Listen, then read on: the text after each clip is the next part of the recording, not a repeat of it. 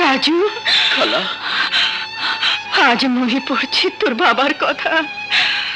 মৃত্যুর আগে তোর বাবাকে তোর সৎ মা কথা দিয়েছিল তোদের দুই ভাইকে লেখাপড়া শিখিয়ে মানুষের মতো মানুষ করবে। কিন্তু কিন্তু তোর বাবার মৃত্যুর পর তোর ছোট মা সংসারের অভাবের কথা বলে তোদের লেখাপড়া চালাতে অস্বীকার করে।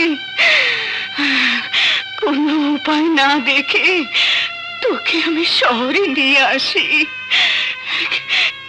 তোর ছোট ভাই সাজুটার আর লেখাপড়া করা হলো না রে। একটু পরে দিন তো ভাই। আচ্ছা।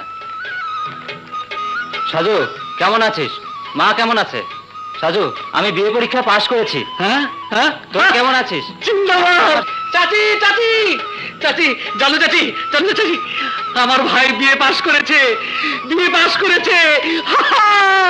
জানো বাবা, তোমার ছাত্র বিয়ে পাশ করেছে। আমার ছাত্র বিয়ে পাশ করেছে?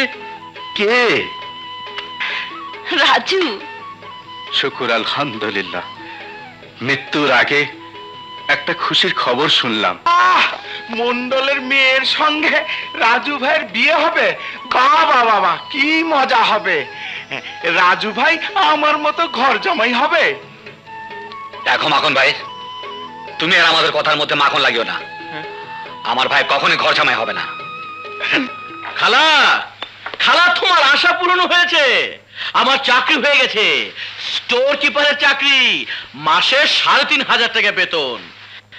আজ তোমাকে আমি নিজ হাতে মিষ্টি মুখ করাবো। খালা,